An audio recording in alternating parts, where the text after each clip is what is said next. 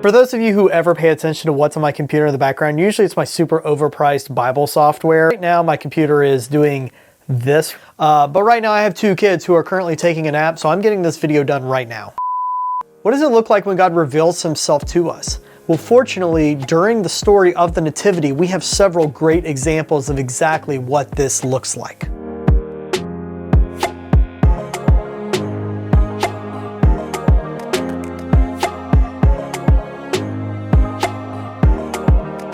I love how when you decompose that story, you can see those 2 different phases taking place as a part of this revelation. You know, God's will or desire, his plan being revealed to the shepherds. You know, you have the pronouncement of what is taking place, but then you have this choir of heavenly hosts, what is something more accurately translated in your Bible as, you know, a heavenly army of sorts, praising the name of God.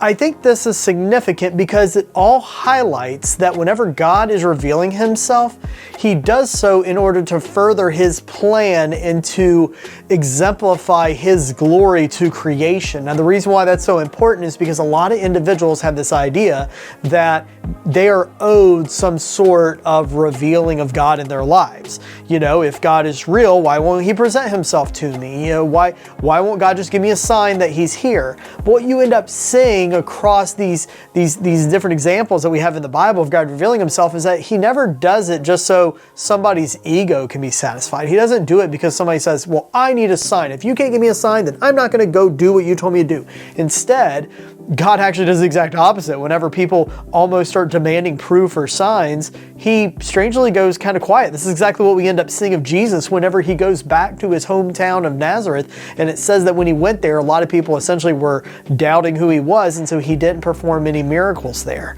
But we can see throughout even the Old Testament, God revealing himself in ways that demonstrate his glory. One of the ones that I love, and it's one that some of you may think of, is something that's in 2 Kings chapter 6. And it's where Elijah is basically telling these individuals who are fearing for their lives. There's an enemy army that's after them, and they're saying, well, Elijah, what are we going to go do?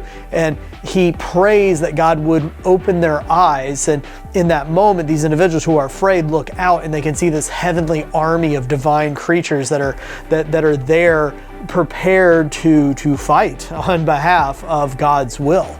And so you can see in these examples how it's God's will being revealed whenever he reveals himself to us.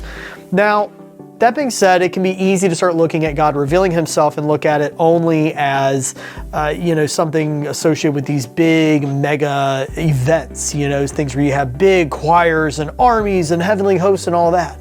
But something else we see in the Nativity is God revealing himself through ways that are far more individualized and intimate.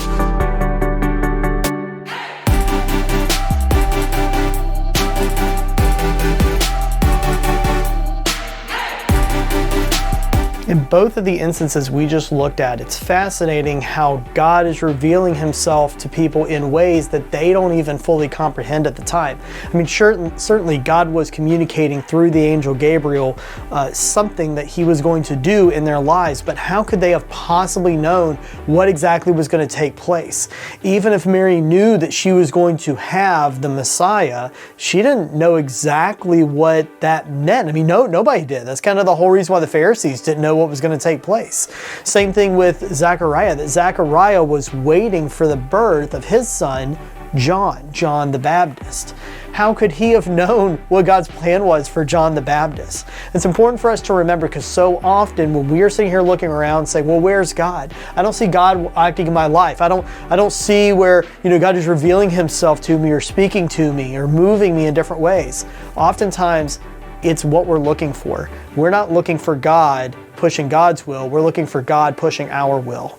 And that is something that we see God never really doing in the Bible. He's not going to sit here and push your will, because the reality is that your will, my will, all of our will is imperfect, but God's will is perfect. It's a perfect plan that ultimately leads to victory. So if our God is truly a entirely dominant, infinitely perfect, infinitely just God, why would he pursue anything less?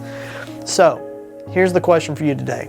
if you are looking at your life and you're saying, I don't know where God is revealing himself. I don't know where God is. I wish I could see God. I cry out that I could see God, but where is God in my life? Then I would ask you this. Are you looking for God where you want him to be? Or are you looking for God wherever he would have you? Are you looking for God in any way that he's looking to talk to you? If you're not looking for God as he wills, if you're not looking for God in ways that he may be driving you, which may be different than what you want to see, then you may end up just like the people back in Nazareth who end up not seeing a lot of the blessings and the miracles of God. For myself, I want to be able to see that plan that's bigger than whatever I have in my own mind. And so that is why I know I need to do a better job in my own life of looking for God wherever he is talking to me. Because if we do that, it may require us to do some things that are uncomfortable, just like it did for Mary. It may lead for us to do something that we don't totally know the full scope of it, like with Zechariah.